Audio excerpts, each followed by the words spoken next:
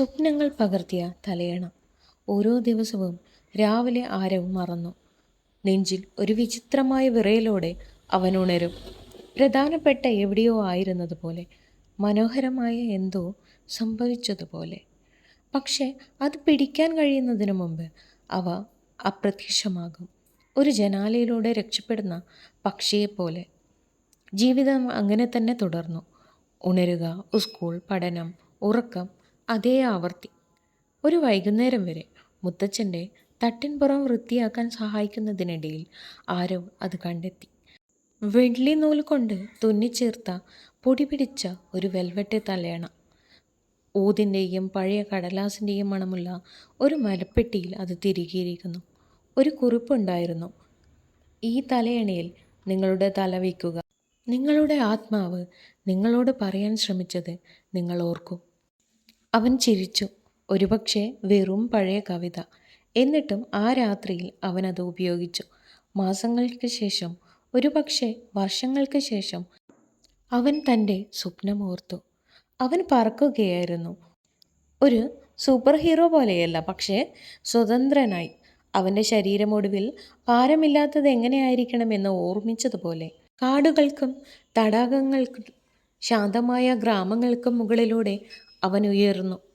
ചുവരുകളിൽ നിന്ന് ഒരു ചിരി പോലെ സംഗീതം ഒഴുകിയെത്തിയ ഒരു ചെറിയ കുടിലിൽ അവനെത്തി. അകത്ത് അവന് തിരിച്ചറിയാൻ കഴിയാത്ത ഒരു ഉപകരണം വായിച്ചു. പക്ഷേ അവൻ്റെ കൈകൾ അത് എന്നേക്കുമായി അറിയുന്നത് പോലെ ചലിച്ചു. അവൻ ഉണർന്നപ്പോൾ തലയണ മങ്ങിയതായി തിളങ്ങുന്നുണ്ടായിരുന്നു. അതിനടുത്തായി ഒരു പേജ്. കൈപ്പടയിൽ എഴുതിയത് സ്വന്തം എഴുത്തിൽ. അവൻ എഴുതാത്ത ഒരു ജേർണൽ എൻട്രി: എനിക്ക് സംഗീതം ചെയ്യണം. ഈ സ്വപ്നത്തിൽ എനിക്ക് തോന്നിയത് വീണ്ടും അനുഭവിക്കണം. ഞാൻ എന്തിനാണ് ഇത് അറിഞ്ഞില്ലെന്ന് നടിക്കുന്നത്? അവൻ അതിലേക്ക് നോക്കി. ഹൃദയമിടിപ്പ് കൂടി. ഉറക്കത്തിൽ അത് എഴുതിയതാണോ? പിറ്റേന്ന് രാത്രി അവൻ വീണ്ടും സ്വപ്നം കണ്ടു. അവൻ കഥാപാത്രങ്ങളെ വരയ്ക്കുകയായിരുന്നു. കാർട്ടൂൺ ലോകങ്ങൾ വിഡ്ഢികളും ബുദ്ധിമാന്മാരുമാണ്. കുട്ടികൾ നോക്കിക്കൊണ്ടിരിക്കുന്നു, ചിരിക്കുന്നു, പഠിക്കുന്നു. വീണ്ടും അവൻ്റെ കിടക്കയ്ക്കരിയിൽ ഒരു പേജ് പ്രത്യക്ഷപ്പെട്ടു. എനിക്ക് സൃഷ്ടിക്കാൻ ഇഷ്ടമാണ്. അത് എന്നിൽ എന്തോ ഒന്ന് പ്രകാശിപ്പിക്കുന്നു. പക്ഷെ ഞാനത് അടച്ചുപൂട്ടുന്നു. ഓരോ രാത്രിയും സ്വപ്നം മാറി, പക്ഷേ സന്ദേശം അതേപടി തുടർന്നു. നിങ്ങൾക്കറിയാം, ഒരു രാത്രി അവൻ്റെ സ്വപ്നം കൂടുതൽ ഇരുണ്ടു. അവൻ ഒരു ജനക്കൂട്ടത്തിന് നടുവിൽ ഒരു വേദിയിൽ നിൽക്കുകയായിരുന്നു. പക്ഷേ അവൻ പ്രകടനം നടത്തുന്നില്ല. നിശബ്ദനായിരുന്നു, മരവിച്ചു നിന്നു. പിന്നെ ചിറകുകളിൽ നിന്ന് അവൻ്റെ ഒരു എളിയ പതിപ്പ് മന്ത്രിച്ചു: നിങ്ങളുടെ സ്വപ്നം പറഞ്ഞില്ലെങ്കിൽ അത് മങ്ങിപ്പോകും. അതുപോലെ വേദിയും പ്രേക്ഷകരും അപ്രത്യക്ഷമായി. അവൻ ഞെട്ടി ഉണർന്നു, വിയർത്തു, തലയണ തിളങ്ങി. അടുത്തുള്ള പേജ് ലളിതമായി പറഞ്ഞു: നിങ്ങൾ കൺഫ്യൂഷനിലല്ല, പക്ഷെ നിങ്ങൾ ഭയപ്പെടുന്നു. അന്ന് രാവിലെ അവൻ സ്കൂൾ ഒഴിവാക്കി.